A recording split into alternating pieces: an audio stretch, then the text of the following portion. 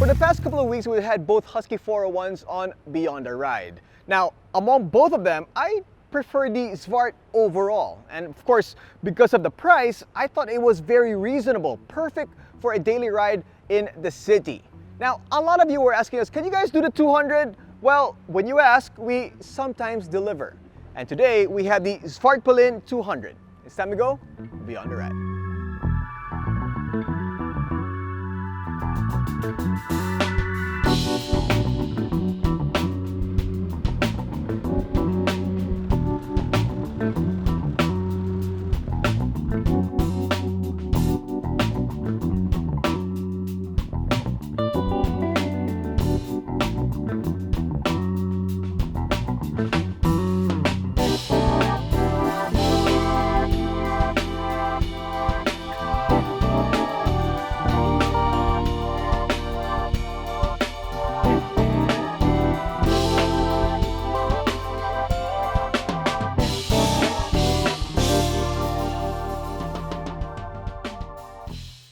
The Svart 200 is powered by a 199.5cc liquid-cooled double overhead cam single-cylinder 4-stroke engine that punches out 26 horsepower and 19.5 newton-meters of torque. Stopping power comes from hydraulic bi-brake disc brake calipers, 320mm up front and 230mm at the rear, both with ABS.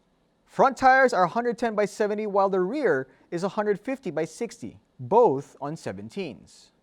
The Svart 401 was an easy recommendation for beginner riders because of the price and ease of use. Now, I love the looks, and the 200 is basically the same thing, but half the price and half the displacement. If I didn't know better, I would think this is the 401. The dimensions are the same, the lines are the same, the size is the same, it looks fantastic.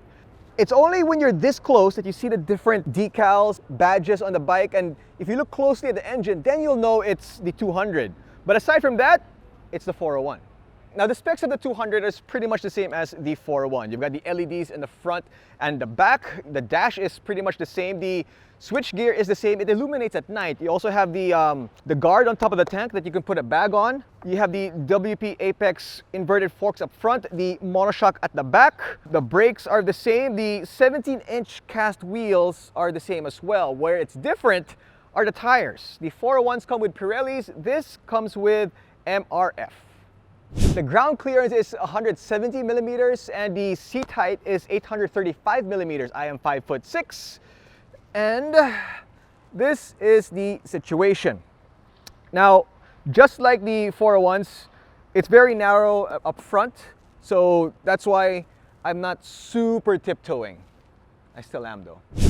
Now, one of my biggest complaints about the 401 Svart was the tank capacity. 9.5 liters for a 400cc bike that you can take on an expressway. Kind of bitten in my opinion. Now, the fuel consumption of the 401, not bad, 28 kilometers per liter. But this, the 200, this is where it gets really interesting. Same identical 9.5 liter tank capacity, but in the past 5 days of having this bike, the team was able to get a fuel consumption of 43 kilometers per liter. That, my friends, is as good as some scooters. All right, so we've gone through a lot of the similarities between the 401 and the 200 in terms of the looks, aesthetics, specs, all the good stuff. And we also went through a little bit of the differences with the 200 and the 401 in terms of the fuel consumption. But it's time now to test out the biggest difference, the engine.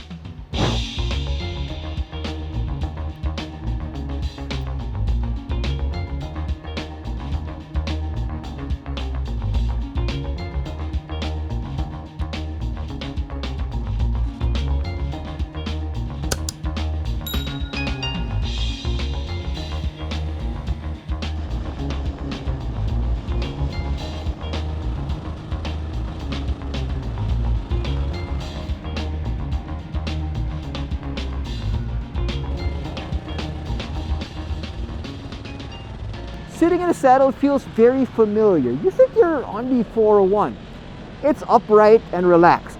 It has the scrambler feel with the high handlebars. The seat height is pretty tall, just like its bigger sibling. But keep in mind, it is a light bike, And if you're anywhere in the vicinity of 5'6", it should be okay. Although you may have to put one butt cheek off the saddle to get your left foot flat on the ground. I know I can fool people with this bike and get on the expressway, posing that this is a 401. But please don't do that. It's against the law. And if you get caught, the penalty will be really stiff. It's not worth it. Plus, the gearing is very short. I mean, it doesn't have that much power, so you won't really enjoy it on the expressway anyway. I know I've been kind of comparing this to the 401 throughout this video, but it's really closer to the Yamaha XSR 155. That is the real competition. Now, those bikes are great. I really love them.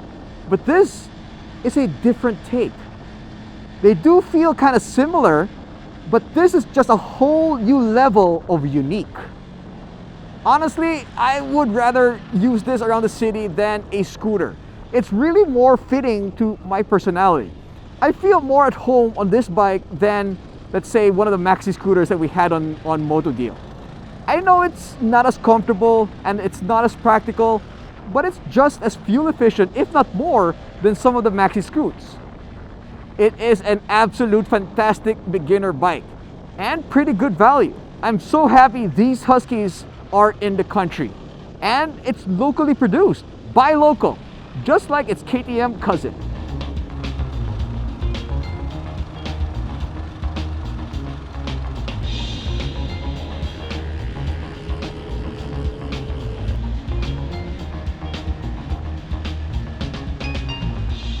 Now, I know that I said that the 401 Svart is a great beginner bike, and honestly, it is. But this is actually better.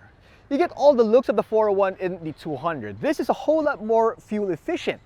And you can't get yourself in as much trouble with this bike because it's got less power. And you can get the bike for about half the price at 175,000 Philippine pesos. What other brand can give you that much pedigree and a bike that looks like this at that price range? I don't know. I can't think of any. But you guys can let us know in the comment section below. For more information about this bike and other MCs out there, log on to www.motodeal.com.ph. This has been Jinno Rufino. Hope you guys enjoyed going beyond the ride.